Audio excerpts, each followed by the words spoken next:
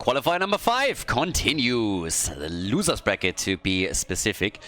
We got the Enjoyers going up against the Raiders. Our first map is Dragonshire, and of course the team that loses is out of the tournament, taking 4th place. The winner moves on to the losers bracket final. Everybody's still trying to get into the playoffs. Everybody's still trying to get a good place for the playoffs. And of course, once that we are actually in the playoffs, we are playing for $2,000 of prize money. Again, early Christmas present for the Heroes of the Storm community, set up by me this time. Also, prize money financed by me. So yeah, we had an awesome game so far. A lot of fun. 5 qualifiers were crazy good. And this one isn't even over yet. 18 heroes are banned, 18 heroes are out at this point, and of course every hero can only be played once within a series to make things even more interesting. We get the ban on Nubarak, Uther gets banned, and so does Muradin, so the teams are actually pretty quickly going through the ban list. And I particularly appreciate the ban on Chromie, because they've been looking at Nano's game and they just said like, nah, ain't happening bro, sorry. We've seen your Chromie, and we're gonna ban her out. That little garden gnome is not gonna make it into game number 1 at least. So, there's that. But okay. Game number 1, still very straightforward. Normally we'll get good positions out of this one. Are we gonna get something a bit more nasty from Sven though? And the answer is apparently no. We're going to Haka, so there's no Samuro here. There's no shenanigans with anything else, like the Vikings, for example. So Dehaka it is. But what are the Enjoyers going to do? It seems like they're thriving on chaos. And they go for the King of Dragonshire, aka Rexa. And we got Falstad. Yeah. I mean, if you name your team the Storm League Enjoyers, you gotta be a bunch of psychopaths. That's just a given. So the more chaos, the more crazy heroes we have, the better they will perform, or at least this impression that I'm getting so far. The 3 mappers in particular seem to be somehow tilting their favor quite a few times whenever their crazy heroes are entering the arena, and it kind of vibes with the team name that they have, so yeah. Malfurion is in, and we get Gia and Zeratul in game number 1 already, so the man wants chicken. It's pretty clear. Wants to go for the birdie. He sees Falstad, he wants Falstad. I'm making myself hungry again. Talking about hungry, yesterday, again, I said I was at the restaurant with family. We went to an Italian restaurant and they had like pictures of every single item on the menu as well. I mean, these days, obviously, you scan a QR code, and a lot of the restaurants have now really nicely put pictures also of the meals next to the description. If you do that with the menu, it's always a little more tricky. Unless you're going for some weird thing in like a tourist trap or whatnot. But in a proper restaurant, they're now adding that too. And it was interesting because they had like this mango salad with like a proper salad with mango and also with cheese. What am I looking for? Not cottage cheese. I'm looking for, oh my god, like I'm mixing German, English and Spanish right now in my head. Too many languages at the same time. Goat cheese. I'm looking for goat cheese. Okay, so yeah, so they have goat cheese with mango, and the salad looked small, and I ordered the salad, and then I ordered myself a main dish, and honestly the salad came, and it was so massive that I thought I accidentally ordered a different, like 2 main dishes. It was absolutely crazy. It was delicious as well, but some of these people, they need to advertise the size of their salads and side dishes a little bit, like sometimes less is more. I was just like, whew. So yeah, amazing food though, absolutely fantastic, really loved it. How did I end up with this time? Ah, chicken, exactly. Okay, so Falsa is going to get targeted by Zeratul. That's a given. Venison was banned out for this game, so we got beef. We had a chance of chicken, venison and beef on the same team, and it didn't happen. That would have been the perfect fusion, but no, instead Lunara get banned. We still have ETC in the game, but the final 2 picks for the blue team, we get May and we got Khaldor. Nano rocking another mage. Let's go. Final pick though, before we're heading into Dragonshire, our first map. Alvaros, what do they need? A little bit more damage would be nice. Maybe another melee. If they want to play Falstad as the only range damage dealer, we've seen it a few times. Could add someone that dishes out damage in melee form to give a bit more assistance to ETC as well. But I think likely a range damage dealer. It's Jaina. It's Jaina, and with that we're headed straight for game number 1. 4, Well, and we're back. So, with that, let's go. Apparently there was a quick pause. I have no idea what exactly the reason was. Nobody dropped to my knowledge, so I think they just had someone that didn't get back from the bathroom in time. Yeah. Whatever. But as is, we get the Might of the Nerazim build from Zeratul going into Globe Stacks on level 1. Khaldor's obviously following the same MO as he is, trying to complete his Mana Addict. Jaina with some baseline damage already. The Fingers of Frost. The curse of every woman. Okay. I think my girlfriend went through 3 different types of hand warmers already over this winter alone. It's absolutely insane. It's not even cold in Spain. That's the craziness, but yes.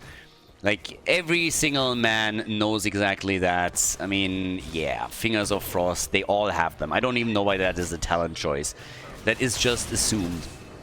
If you're a woman, it's just assumed that you have Fingers of Frost, and I have so far not found one where that rule does not apply. So, yeah.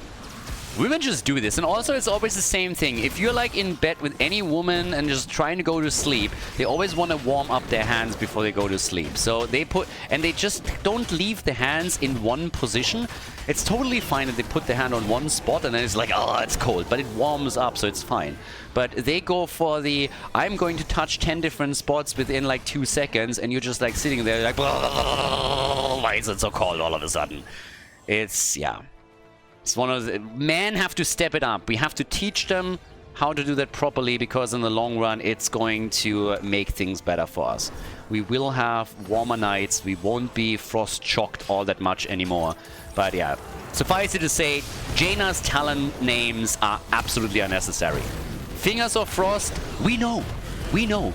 We've been there, all of us. So... a little bit of early damage here already been done, and with this we now got 1 kill to 0, and good control also for the Enjoyers. They are having a good tournament. They have a really nice tournament. Now, Falset down to the bottom of the map, he, yeah, has a little bit of a rough time against Zeratul, I suppose. But generally, I gotta say that the Enjoyers have been playing extremely well this tournament, and it would both... I mean, on the one hand, I want to say it would be a bit of a crowning achievement if they're now also going past the Raiders, but obviously I assume that their ambitions are even a bit higher than that. I mean, at the end of the day, if you want to participate here, you want to go to the grand final, you want to go the distance. But given the fact that previous qualifiers haven't been all that successful for them, I think that would already be a huge step for them to now take the Raiders down, who are one of the top teams in all the tournaments so far. And they're still getting kills. Yes, they lost ETC, but they still took Khaldor down and slowed also his progression on the level 1 quest a bit. So there's that. Rexar, he has a lot of fun. I mean, he's sitting up at the top and he's just doing his thing. He's just like, if you leave me alone on lane, I'm going to take these towers down and gonna easily wreck you right there. Zeratul arrives just in time to get stunned. Jaina now with the frost shards. We got the updraft for the birdie. And his main goal needs to be to stay alive. Maybe not the main goal, but it has to be one of the goals of Falset, to just make sure that he's not going to get completely farmed by Zeratul, because that is definitely what Zeratul himself is going to be looking for. Double control again. One team has gone quickly for additional camps, which is going to help them eventually, but for now it means that the red team was able to take control over both of the shrines. Now, of course, some of that will be lost again, and yeah, camps are now being taken by both sides here. Johan is forced back though. I'd say they're too long. Immediately on the way back, and ooh, this might be a problem. Does he have his cooldown back in time to survive? And the answer is nope. Mei is gone. Dehaka even taking a bit of damage. But here comes Khaldor. Gets a quick stun out. Good gravity lapse. Also some nice damage. But obviously the red team is still using that camp to push through the wall like it's nothing. Spray game not on point from Nano. Going full pleb spray over here. Can't endorse that, obviously. Another power slide. And a few more hits now coming as Gia has to hightail it out of here. And nearly dies. Damn. Arian was all ready for some revenge. And this is going to be the first Dragonite. Whoop whoop. DK number 1. Yeah, look at that. The Enjoyers. Doing work. doing a lot of work here. Now we got the Sunfire Enchantment, Nano with his typical build, of course. Wormhole is in on level 7. Obviously, the quest on level 1 is already done, but I gotta say, the Enjoyers are stepping it up big time this tournament. Qualifier number 5 is definitely theirs. And this is really just playing into my theory that they thrive on chaos. The more chaotic the games get, the more chaotic the hero picks get, the more this is looking like a quick match, the better for them. So with every single additional pre-ban, with every single reduction of the hero pool, they are getting better and better. If that theory holds, they're going to win the entire tournament. They're going to absolutely crush it. Just wait for them in the playoffs. Whew. When we go to game number 5, they're going to murder. Well, that kick didn't quite land, but that's level 10 in their hands. Gust is being used, and they're going for a kill. Yeah, Rexa is already dead, and they couldn't get a second one. But of course, now both teams have level 10 abilities. That gives us Might of the Nerazim, and we get the Ice Wall from Mei. So, hits that hard. Oh, did he actually cancel his own mosh pit? I think he did, didn't he? Was that cancelled? Nah, he cancelled it. Whatever. Was a very short mosh pit. ETC set up for a little bit of dance and song, and then immediately realized that he just doesn't have a proper singing voice. He's a little bit hoarse. So, yeah, he cancelled that. Didn't want to embarrass himself. Cam claimed, and we have 3 kills to 2. Super even game. Off to a good start here in the losers bracket match between these two teams. So, yeah. Down at the bottom of the map, they're trying to anchor the play for the Siege Giants. At least ETC does. So Atrax is there. Quest completed also for Lavakal now. We have topside, still Ether reigning supreme. Rexa is just awesome on this map. Still great. But down to the bottom of the map with the wall already destroyed. It's time to get some damage in on the fort. Or is it? Johan is riding in with May on a rocket. And there's the Ice Wall to catch the Ice Princess. Jaina's being hit. Falset doesn't hesitate. Instant Gust. And now a play for May. How often has May been taken out already? May has died twice. Honestly, oh! Get wrecked! Get wrecked! Pyro value! Amazing! Pyroblast value! Khaldor! Viable! Alright, check it out, check it out. A little bit late on this one, but yep, there we go. And then he's like, let's go! And he gets the kill on Falstad. Nice! Pyroblast kill against the birdie just when Falstad thought he was safe, and then Khaldor's, nah, he wanted some chicken today. Put it on the barbecue, baby. Alright, so 3 kills to 4, level 13 talents are kicking in slowly. And the Falstad knows what's in his future now. He's gonna get burned to a crisp. We're gonna get some crispy chicken. We have the Virulent Reaction now on level 13. And for the bird, we're getting the sustained wins. Ice Wall is out again.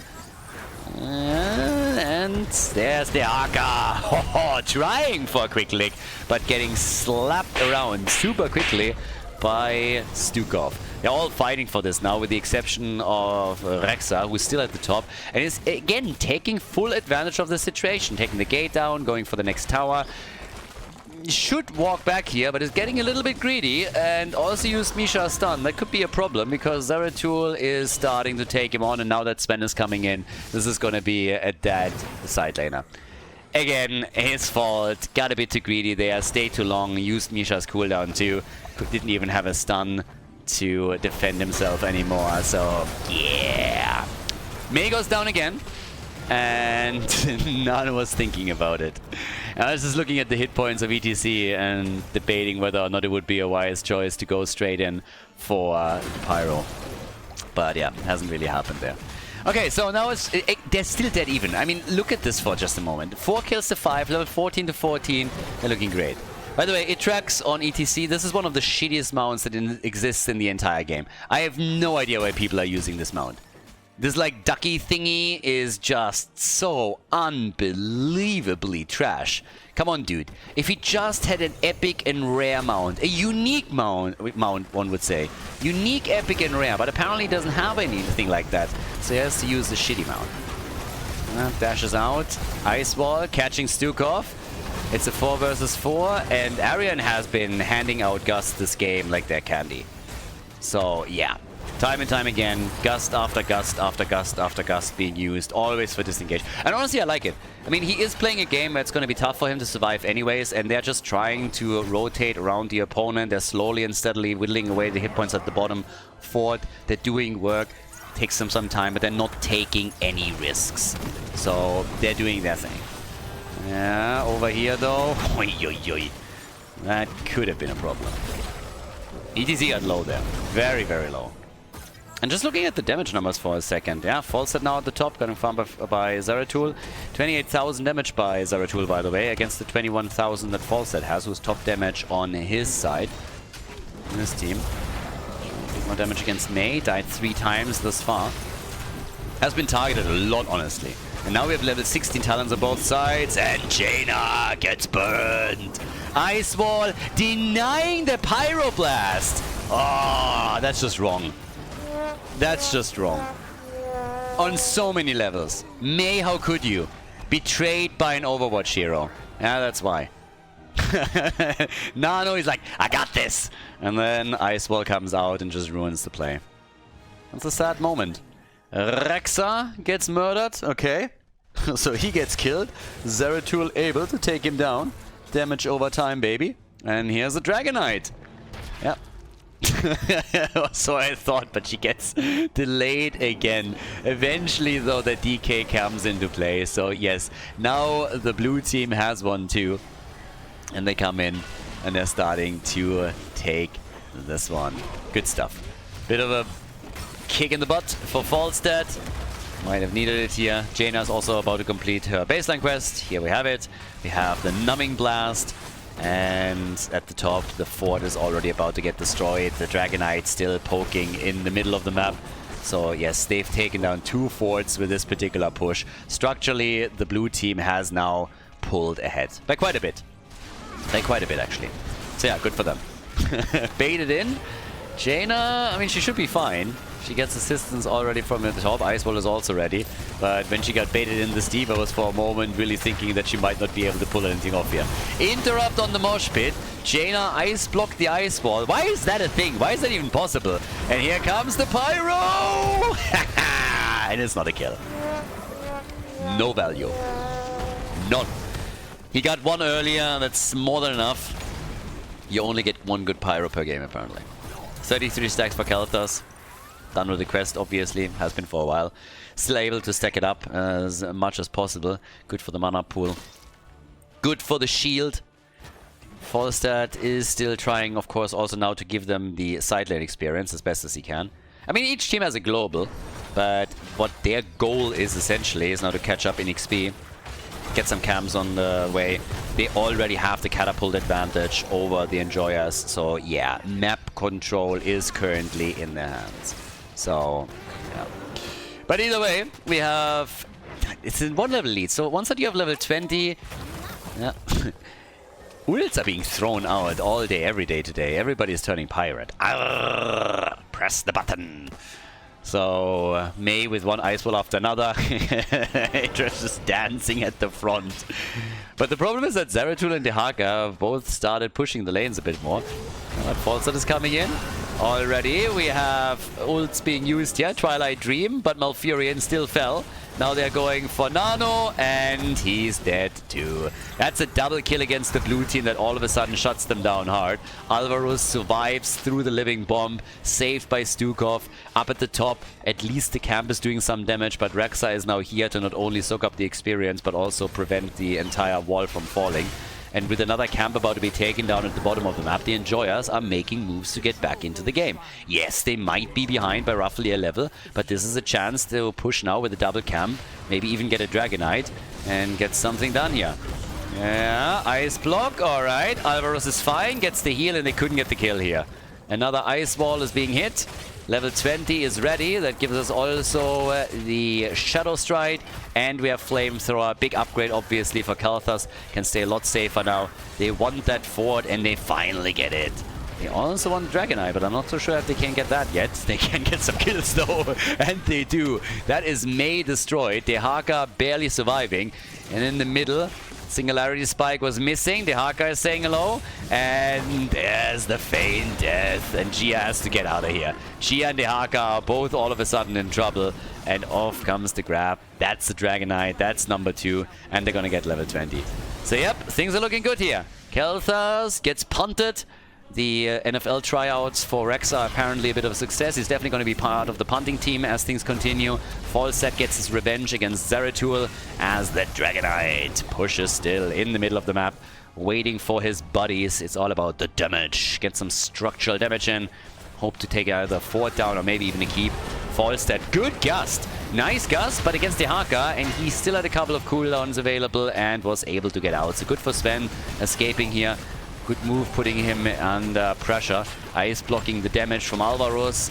All those living bombs that Nano is YOLOing out, starting to take a toll with Flamethrower in particular. He can stay far back, and that's exactly what he's doing. But since Zeratul is still down for another 26 seconds, they are playing a 5 versus 4. They know that one of the main damage dealers is gone. 42,000 is top damage in the game even, so Zeratul is really bringing the pain. And that is the end of keep number 1. Nicely done. 9 kills to 7. Both teams on level 20. And yeah, with that keep getting destroyed. It's actually, interestingly enough, also on the lane where we still have 2 forts for the red team. So constant catapults now against no counter pressure. That's big. That's a huge advantage if you can get it. So yeah, damage is still coming. Still making their moves over here. And starting to take a few camps. I mean, obviously, it's now absolutely even Steven when we're talking about power levels. We have no additional, well, not really a lot of stacking going on anymore. Birdie and for Khaldor, I guess. But both teams have level 20 talents. There's nothing that would absolutely massively scale now into the late game from here on out. So we have them on eye level when it comes to fighting power. And every single bad fight that you take, every face check into a bush could become a problem and could technically end game number 1 in your opponent's favor. Particularly when you're playing for the Raiders right now, because one lane is already fully opened. So there is a chance to go for the core directly if you're getting a couple of kills. Still waiting for the next objective. And that's also where the blue team has to drop the hammer. Yeah, Moshpit. He's getting interrupted all the time, but it doesn't even matter. Zeratul still got caught and gets killed. And the beast step. Itrax coming in with the banter right there. Oh, and by the way, I have to YOLO this out real quickly. This is mostly a YouTube thing. People on Twitch normally get it because they also see all of the interactions between games. But if you see somebody bean stepping in these games or anything else in that thing, that's not BMing, guys. It's called banter, and these guys know each other. So some people are obsessed with this idea that everybody is just like, ah, BM, BM, BM. I mean, even if it was BM, there's an easy way to deal with it. Just get better and win the game. But when you see it here, it's just teams bantering a little bit. All of these guys have known each other for ages and have played against each other for ages. So, yeah. Cool it. Some people get massively upset about that, and I'm always laughing. And I'm just like, is banter not a thing where you live? Does that not exist? Is everybody just a dead... Everything is just a deadly insult? How could they? Oh my god. They need to be banned. How can Blizzard allow this? Oh my god. But yeah, DK is taken. That Zeratul kill, and that... I mean, he deserved to be stepped there a little bit, because that play was huge. Him pulling that off and them getting Zeratul killed allowed them now to get that Dragonite, and it might even help them to win game number 1. So, yeah. Lots of poke happening, of course, now from Khaldor. I mean, Nano is bringing the pain. He really is. And they're zoning them very nicely. I like it. They're waiting, of course, for a few more minion waves. But you can already tell that they decide to not go for the core. Dragonite is there for another 50 seconds, so you don't have to rush it. It's a long objective. But it's pretty cool to see that with all of this poke from a distance, the Enjoyers have now decided to change the strategy a little bit, and instead of just simply going for the core, they are deciding and taking the keep in the middle, or at least getting closer to that. So, yeah, another quick silence coming in. It is Moshpit interrupted. Another quick punt against Zeratul. The birdie still dies, falls dead down. A bit of slappy going on. And here comes Dehaka. And he misses the drag. But Zeratul is still a man on a mission. Oh, oh, oh! Viable! Viable! Viable! ETC dead, another Pyroblast kill, and Khaldor takes top damage in the game. So, what started out as an opportunity to maybe even end the game, now turned against the Enjoyers, and they are playing a 5 versus 3, and guess what? Rexa is also getting wrecked. So, now, full map control for the blue team. They got everything. They got absolutely everything that they need here. And yeah, things are looking up for them. Chance to fight back, chance to maybe draw even. Take a fort down at the bottom of the map, at least. Keep would, of course, been amazing, but they decided not to heavily push it, but they still have 40 seconds where they have a numbers advantage. So taking the camp here is only the first step. You should also steal the Siege Giants away, and more importantly, you really want to get that bottom fort now. More than that if you can, but the bottom fort kind of the minimum in all of this. So, yep, already moving in and doing exactly that. Rexa is not back. Steal the camp. And now they have 2 Siege Giant camps. This is the reason why the bot lane on Dragonshire is so incredibly important, because you have so many camps that move through the bot lane. And as you can tell right now, we have 10 kills to 10, 3 camps on the bot lane, 2 Siege Giant camps, and 1 Bruiser camp. And that is glorious for them. Lots of poke already from Khaldor. I'm honestly surprised that they're not pushing with this. I really thought they would at least try to poke them out a bit, but they don't want to engage into this battle yet. Instead, they're stealing another camp away at the top, so some top lane pressure. Bot lane is not going to be a problem for them for a while now, but I think there was a chance to do some more damage. They just didn't want to risk it. The shrines are activating again in 2 seconds. On levels, experience, and also on kills, they're dead even. 10 kills to 10, level 23 for both sides. And for now, we got 50,000 damage for Zeratul. Yeah, it's kind of battling Khaldor here. He wants his top spot back on the leaderboard when it comes to damage. This is, by the way, also getting a bit dangerous, because there's another catapult coming too. If nobody moves back to deal with this top keep is gone. And Falstad has realized it as well and is already heading back, but it means that they don't have anybody in the middle of the map to interrupt Zeratul with his channel. So yeah, it's a freebie. It's a Dragonite. Nice. So, Dragonite is in, and now the chance to go for the keep at the bot lane. I mean, it shouldn't honestly be a chance. This should become a reality extremely quickly. The wall is already opened up, and I don't think you can save that. We're also 23 minutes into the game. That Dragonite is starting to hit like a truck. That thing is getting strong. And just check out how many hit points were lost at the top. That's a low keep. Pretty low. Yeah, Misha getting wrecked, and now they are ready to go down to the bottom. Now Mosh Pit is still up.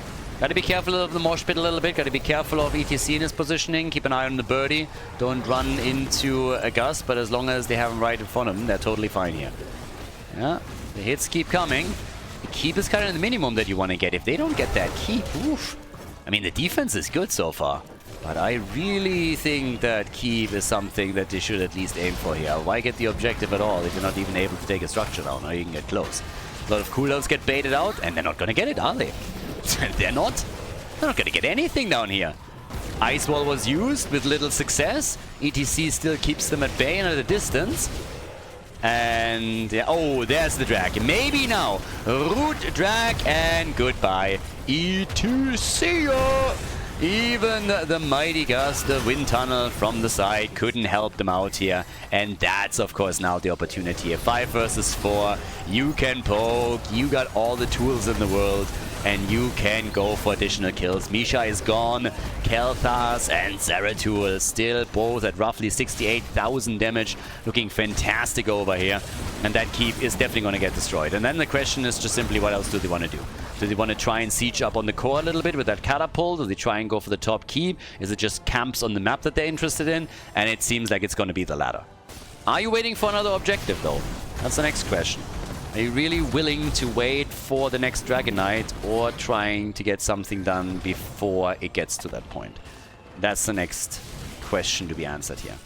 I mean, at this point, obviously, they have full control over the map simply because ETC is gone. So we'll see how long they can maintain that. But with a good camp at the top and the Haka pushing it out, maybe they can drop the topside keep. Structurally, they are slightly ahead. They still have a fort in the mid lane. So, slight advantage. The top lane is under their control. It's still crazy. I mean, we're 25 minutes in. And this is only the first game in the series. So, from here on out, things will get even more dire or dicey. Khaldor's just poking and poking and poking. Him with Flamethrower is so annoying. 69,000 damage. Nice. And down at the bottom of the map, yep, they're taking this one. And I think this is going to cost them the top keep. Is Falstad flying? If Falstad doesn't fly and Dehaka clears another wave, that top keep's gone. Particularly if Dehaka is also now going to get joined by, let's say, Zeratul. Nobody's moving back here. Yeah, this thing's gone. You can kiss that keep guy. Keep's gone. Topside keep's gone. Topside keep is destroyed. It's even a double camp that they can use. Ice Wall to slow them down a bit on the rotation. I like the push that is being set up here. They're not committing, on the other hand. They know that time is not working in their favor, with both of the auxiliary lanes having no keep on the red team side any longer. So eventually somebody will have to fall back and defend the core, and that's the moment when you're going for the Dragonite. And the next Dragonite can end the game. So now it's a battle in the middle, but the longer this lasts, the more pressure on the core of the Enjoyers. And the Enjoyers are in real trouble. They have to force a fight and they have to force it quickly. That's why they're unleashing the boars already, in the hopes of forcing this right here and now. The core is losing its shield on the red team side, and they are desperately trying to somehow get a good angle, and they just can't. And Falstad is dead. Or is he?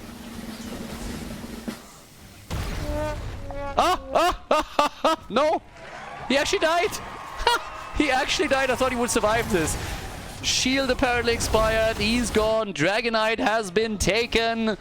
And we got already 85% on that core thanks to that wave at the top. So yep, very nicely done. Awesome job. That should be game. They're already burning this one down. 27 minutes in. Of course, the Dragonite is just like hammering away. This thing is a beast. There we go. Victory in game number 1. 27 minutes as the Raiders take the 1-0 against the Enjoyers in the losers bracket. Before we head into game number 2, make sure that you subscribe to the channel if you haven't done it yet so you don't miss out on any future content here on Khaldor TV. I'm a happy panda every time Cursed Hollow gets played. I love the map. It's awesome. The Raiders are in the lead against the Enjoyers, and now 28 heroes are unavailable. 10 that have been played in game number 1, and 18 are banned. Viking ban, really? Right as the first ban. To that note, I know that they hate Sven and the picks that he can bring out here. Maybe it means that we're going to get some Uro. Man can dream, man can hope. I love that Sven is now kind of known for those 2 picks when we're talking about the Raiders. So yeah, let's see if they're picking Zamoro. Most of the globals are now gone. ETC, who could use Stage Dive, is gone. Dehaka's gone. Falstad is gone. You can still play Zamoro. Vikings are banned. And that leaves you kind... I mean, technically you could play Deathwing, which we've seen a few times. Or you can play Illidan with the Hunt and have a pseudo-global at your disposal. Outside of that, not really all that much. I believe Greymane is still up. Would be a good hero here as well. Tyrael, if you're looking for a more unorthodox main tank to get control over... come on, why do you hate fun? Are you trying to win or what's going on here? What? That is just not okay. Banning Samuro, banning the Vikings, just targeting Sven over here. Not cool, boys. Not cool. Just wait now, because he's gonna bust out his Murky and it's gonna show you how it's really done. Probably not. But yeah. So, Samuro gets the axe, Uther gets banned on the other side, and Chromie is also out. Alright, let's see what they're gonna do.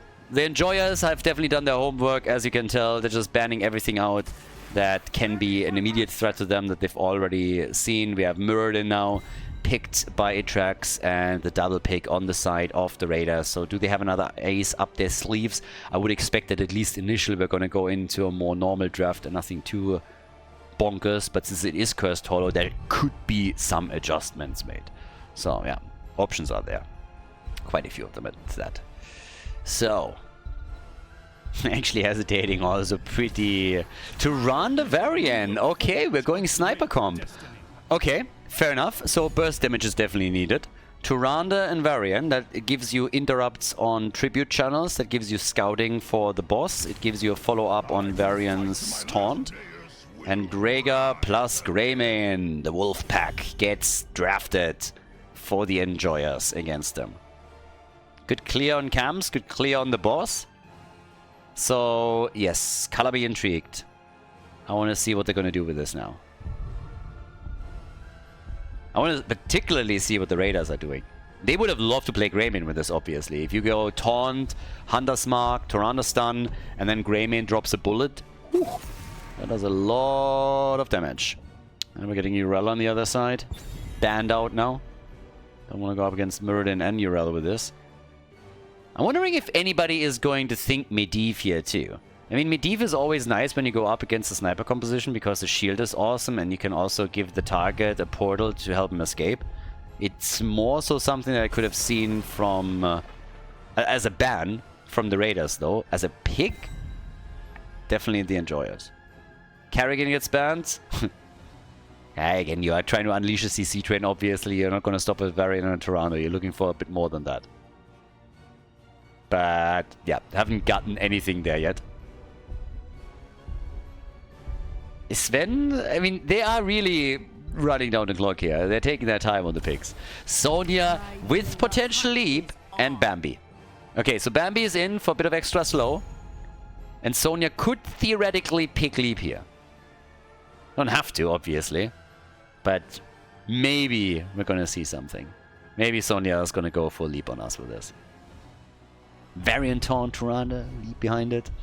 I mean, if you really want to... If they pick another melee, then it's a lot more likely. But outside of that, I would still think that Wrath of the Berserker is going to be the weapon of choice.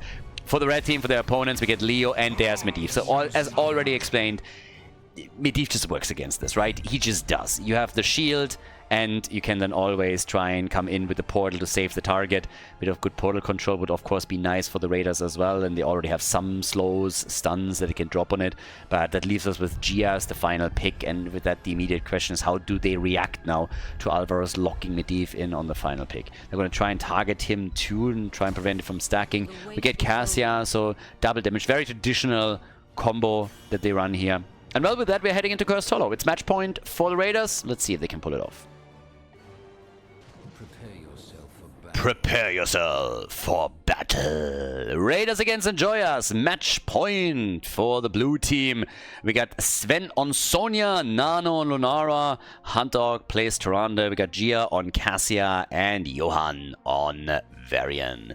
The Enjoyers, on the other hand, over on the right side, trying to counteract that with Alvaros on Medivh. We got Lavakal on Rhaegar, Itrax on Muradin. Arion is playing Greymane, and with Ossin's renewal as his level 1 talent, we get Leoric, played by Aether.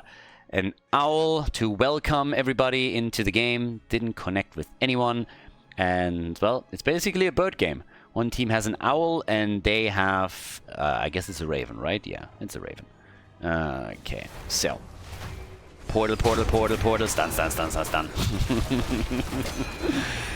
I mean, again, you can portal control a little bit. Obviously, when you're going up against Medivh, normally what you are trying to go for is something in like Stukov, Malfurion, that can just drop a lurking arm or a root onto the portal, so that makes it very difficult to properly utilize it. In this case, you can still use Tyrande Stun to try and lock a target out that comes through it immediately upon use. But at the same time, you also want this as a stun follow-up on what Varian can contribute. So you gotta be a little bit careful and see how you play it out. But right now, at least, what we're getting is, of course, stacking for Medivh. He's gonna try and complete the baseline quickly. If you don't do that early on, it's gonna get very tough to complete it properly. So with all of that, we're having camps also taken, I mean, right at the 1 minute mark. The Wolf Pack was ready for this. At the top, though, that means structural damage against this wall. So already the tower poked down, the gate a bit low, and Aether pausing the game as they're apparently trying to go for a bit of a tactical discussion on how they want to play this out. Like, boys, we lost way too much already in hit points at that top wall. We gotta do something else now. Nah, I mean, just kidding. I have no idea why they're pausing. Maybe somebody dropped here, or maybe they have some problems with voice or anything else. But Ether is already angry, as you can see from the cloud over here. The rest of the team is currently just getting the camp. And this is the beautiful thing when you have Tyrande, you can just scout this out. Obviously, you have a rough idea on when your opponent is supposed to do what, so you can always send that owl cross map. It's going to be a pain in the butt for the Enjoyers later on in the game, because what's going to happen with every single tribute that they attempt to channel is that Tyrande is ready for at least one interrupt. So if somebody else is chipping in too, this can become a very quick problem for the other team. But for now, it's all scouting. When it comes to boss plays, there's something to pay attention to. Khaldor again with the pleb horse. The man is just too lazy. I'm pretty sure that he has an epic, unique, and maybe even rare mount. But yeah, he's just a little bit too lazy. It's always pleb horse here, the poverty horse. So down at the bottom of the map, the janitor is trying to take out the trash here. Ether dropping a couple of minions. And Medivh cheating as usual and utilizing his legal mapper. Trying to freak them out a little bit with those portals. Yeah, that's BM right there, you know, like pretending like somebody's coming. That's not a smart tactical choice, that's just like BM. I was like, yeah, maybe they get anxiety or something, need professional help after that. So, yeah, I don't know. But yeah, either way. Did I talk about this? That there was like some kind of debate forum or whatever, like some kind of thing where they invited multiple team leaders and org members of esports clans and stuff, and they were talking about like they were basically having a discussion, and the topic at hand was esports when pressure to perform makes sick. And I was just like sitting here the entire time. I was like, oh my god, no. No, when you want to be a pro player, you have to be able to deal with pressure. Say it ain't so. No! More news at 11. I was like, yeah, shocking development over here. Who would have thought? I was like, no kidding. Why is that a debate? I mean, duh. Of course you gotta be able to deal with pressure if you're pro. That's also true for any other sport, for any other thing that you're trying to do. If you can't deal with pressure, you're definitely in the wrong environment. Sorry to say. Might want to look for some other job, but yeah. Lovercal getting attacked over here, but able to get away. Leo went down though. That was first blood in the game, and it is time for the first tribute. But okay, they're getting Leo a little bit low over here as well. 20 stacks already for Medivh. Oh man, it's crushing it here. Khaldor, dodging the Stormbolt, giving up the channel. He got close though. He got very close. There was an opportunity to lock that in, but not quite. Itrax again, trying to do the same thing here. At level 7, we now have the Huntress Fury. We're also getting the Surge of a Light and a Taunt on Muradin. Okay. Taunting Muradin is easy. You can either make jokes about his height, or you can just simply like, you're only here because they couldn't afford Gimli. Yeah. Nobody wants Muradin. Everybody just wants Gimli. He's budget Gimli. That's just what it is. If you can go for the original, you're gonna go for the original. That's just what they're gonna do. But apparently Gimli wasn't available. Cost a little bit too much. Couldn't afford him. So Muradin it is. At least he can jump a bit. So first tribute goes to the blue team. And, well, down here, we're now getting a bit more action. Muradin, hobbity hop. Yep, Stormbolt connects. Varian gets attacked, but it's just not enough. It's not enough damage here. Instead, they're stunning out Itrax again, and Lunara in particular. I mean, Nano is just poking, and is starting to pad his stats a little bit. He should be top damage dealer currently. And, yep, he is. By a huge margin, by the way. 18,000 for him. Which is pretty bonkers. So, yeah. That's pretty solid. Look at Johan, majestically riding into battle on the money pick. Glorious.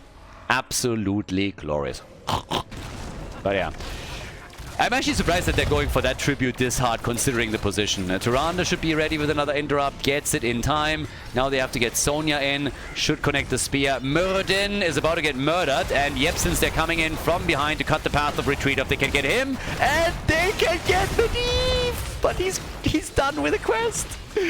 He gets owled, but doesn't die. Ah, nicely done by Alvarez. He survives. I mean, again, he completed the quest already, so he can just come in and die all he wants in that situation. Still very impressive that despite everything he managed to get out of the battle. So yeah, that was huge. Now, with level 9.5 for both teams, one is going for boss. They could technically also try to go for a double boss play, but this is obviously fantastic for them. They can have the boss pushing at the bottom of the map. They can go for the next tribute up at the top. They can try to get another boss and make a double boss play, or just, yeah, get the fort at the bottom if the red team decides to contest the top part of the map. Either way, it's a big win for them. So yes, nicely done. As they are pushing, the damage of Lunara is just spiking and spiking. She's sitting now at 23,000. Cassia comes in with a solid 20 as well, but Lunara is definitely taking the cake here. She's putting so much pressure on the healer in particular with just dropping everybody low and low and low. Lavekal is running out of mana in absolute no time, so yes, Lunara heavily contributing here. But once again, the ley line is out. Fort is about to go down. Perfect timing on the Ancestral. They're really having a bit of a hard-on for Medivh at this point. They want him and they nearly get him, but it's Bambi that gets dropped first. Bambi is down, but there's a curse on the horizon. Sven goes for the channel, and they're gonna get this one. He could even delay the channel if he wanted to, but takes it right away. And of course, that is now going to allow them very easily to at least take another fort out. The one at the top in particular is super low already. You can just simply spin through the minion wave here, get the experience, and then drop this one. So very good stuff from the Raiders. It's a bit unfortunate, of course, that Lunara is dead for big parts of that curse. Yeah, and before Lunara is back with the team, they're also losing Cassia. They might lose. They are losing Varian too. But it still results in 2 forts getting destroyed, so I don't know. I mean, that's 2 forts gone with the curse. Yes, you lost 2 heroes. I'd still call worth it. Structurally, at least, this is an absolute win for them.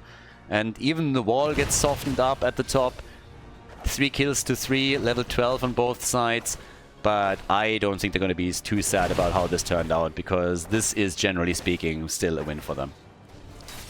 Poking this out on the other hand, the Wolf Pack being ready here, and Lavekal gets murdered, Bambi coming in with a killing blow. They try to go for the boss, and if they can get Varian here in time, they're going to grab it. It's going to be a 5 versus 4 once they fight over it, and look how low they already have Muradin. Muradin is already mega low. Now Bambi should reposition, doesn't even have to use Leap, didn't have the cooldown ready. But yes, they're going to take this boss for sure. Unless they're getting leylined by Medivh, and I'm not sure if he really has the balls to try and pull it off here. He does, and he takes it! That little fucker! He actually steals it! He actually steals the boss away. God, I would be pissed. Yes, obviously it was the blue team that was initially trying to steal it, but they did all the work that they had to do here. Guys, check this out again. Medivh just takes it. I mean, that was so obvious he would try, but they lined up and nobody else moved onto the point, and then the boss gets taken. It's glorious. Absolutely glorious. Oh my god. Oh, sorry, my phone's ringing. Oh, yeah. It's Captain Obvious. He wants his playback. Okay, let's go for playback. Alrighty, so we show it again because it was so damn good. I mean, again, like, mit Ansage. Mit Ansage. So, steals the boss. They have a lead in experience now thanks to this. And yeah, they must have seen that coming. They just didn't spread out properly. Alright, either way. 4-4 on the kill count. Tyrande is down. The Karen of the Storm has been eliminated. And all of a sudden, the Enjoyers are gaining momentum. Yeah, they're taking out the fort in the middle and they're going ham. Let's go. Bottom of the map. Svenja is still missing. Mwah. Spin to win, baby. Close the gap in experience and slowly get there. But alright. I mean, again, so far, things are still looking fairly okay on structures for the Raiders, but obviously losing the fort is a little bit annoying. Leo is now dealing with the top lane again, but they're still going to take at least some damage there, and I guess it's going to cost them a tower, going to cost them the gate, going to cost them both towers. Alright, so they're losing the entire wall after all. Now the first tribute for whoever claims it, as Svenja is again going for the camp here. So, spin to win, baby. Gonna have a bit of pressure in the middle at least, but Greymane has also taken the Siege Giants down at the bottom of the map, so it's not like the red team was just sitting there and saying like, nah, we don't like camps, we don't like pressure on lanes. They like winning too. They want to get to game number 3. Bambi hopping around again, gets drained. Good stun on Muradin, nice! And is still able to get out, but of course now they're completely zoned away from the tribute, which is in the first place what the Raiders were aiming for. The channel, therefore, uninterrupted. But with the boss at the bottom of the map now up, that could create an interesting situation. Red team has level 16 a little bit earlier. Wow, they're actually committing. I was thinking they would just check, but they are committed to the attack. And the blue team, despite them being about to get level 16, is way too late to do anything here. I mean, Johan can walk past, but he can absolutely not do anything about it. They're way too late on this. They needed to scout this earlier. Maybe they didn't expect the Enjoyers to just go straight for it either. There was obviously a small window with level 16 advantage that they had, and they took that advantage pretty clearly to heart. But here comes the fight. Oh, Leyline, nice. They go for Bambi again. Greymane wants some hopper. Even a bit of a poke at the boss. Tribute likely going to be channeled in a moment. Could already be collected now, and the red team is close. But yep, they get that boss defeated very, very easily. Not even losing a fort. Talking about losing shit. Middle of the map, still a bit of a camp active. Up at the top, we have the Siege Giants. They are interrupting on the tribute channel again. Tyrande being super useful here, of course. And there's another stun. And the Entomb nearly ruined the portal. But yeah, they got him low. And the ley lines, they just keep coming. Medivh just sucks, seriously. That hero is so annoying. Portal, ley line, shields. He is the bane of any damage dealer in the game. Talking about damage, 51,000 for Lunara. Bambi with everything at this. We have also 38,000 for Cassia, 32,000 for Greymane, but nobody is even close to Tyrande. She is absolutely ruling the top of the damage leaderboard with an iron hoof. Johan, bit of vision, and they could get a... It's actually kind of nuts. They could get a second curse before the Enjoyers get a first tribute. The Enjoyers have not picked up a single tribute so far. It's 5 tributes to 0. The objective has from start to finish be completely dominated by the Raiders. And now they got another chance there. That boss should also be up in a moment. I think that's why they're here. Yep, it is actually in. Okay, boss is up, level 4 to level 4, and the channel has started. Yeah, they're trying to go for the boss. They're trying to go for a kill first. Already working in it. Muradin jumping out. And, yep, they interrupt, of course, a bit, or at least try to, but this was the first tribute for Leoric, for the red team. And now we have a boss at the top that both of the teams have to keep a bit of an eye on if they want to make sure that they're not losing out on any of this. So yeah, it is getting really interesting here. We have a slight lead in experience right now for the Enjoyers, but just generally speaking, the blue team is currently making most of the moves and at least is initiating the attacks or the plays. But the Enjoyers are, of course, always going to try now to bring this back as best they can, and all they need essentially is one good team fight, go for a boss, maybe get a tribute themselves or another curse, and then make their play. But that's a big kill. Taking down Medivh could be the start that they needed. Now they can go for Leo. They can technically go for the boss at the top. There's another tribute probably being announced in a moment, and that should allow them to then get another curse. So they can go for the double whammy now. They can go boss and curse. They even have all the time in the world to properly time it. And just look at this. Tribute gets announced 30 seconds. It doesn't get any more perfect than that. That is perfection right here, right now, and this is gonna hurt. Particularly since at the top, yes, this keep is already exposed. It's already a problem. So they're even waiting this out a little bit, just a little bit. Send over Cassia to start the channel. Keep an eye on Leoric and see where he's ghosting around. Take the boss. Muradin was getting ready to jump in, but they've activated the camp, and now they're trying to claim this one too. And Itrax, I don't think he's gonna commit Sudoku here. He's not going to jump in for this. No honorable Sudoku. Now it's a double camp. It's a boss. It's a curse. Yes, down at the bottom of the map. This, of course, hurts a little bit, but the catapults are going to be taken out by the minions super quickly. And they are looking for way more than just a keep. They want to go for core, obviously. Camp in the middle, threatening another keep over here. They are just crushing it. The Raiders, the teams are not even on level 20 yet, and the Raiders, they are looking for a 2-0 victory over the Enjoyers. They want to go to the losers bracket final. They want to push all the way to the grand final and for another tournament victory, and they're on the move right now. They have a big chance here, and they know it. The keep in the middle is about to get destroyed. Leo is low, Murden is jumping in, eats that stun like a champ, but they still are in huge trouble, and now the dwarf is gonna die. Leo down, Murden is down, and so are the hopes and dreams of the Enjoyers. This is victory. This is game. The Raiders with the 2-0 move on to the next round of the tournament. They are going to go up against the Akatsuki in the losers bracket final. GG.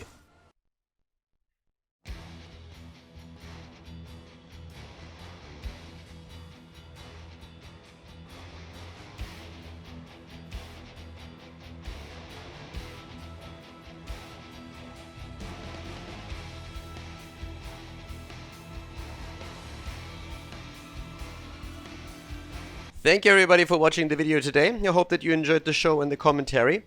And keep in mind that the spoiler protection that is going to run for the rest of the video is made possible by all the support on patreon.com. So guys, if you want to support my work, if you want to help me start new projects and keep the spoiler protection in place, please consider heading over to patreon.com/Khaldor. There's also a link in the YouTube description, and check that out. Thanks in advance, and see you guys next time with more esports coverage here on Khaldor TV. Have a great day.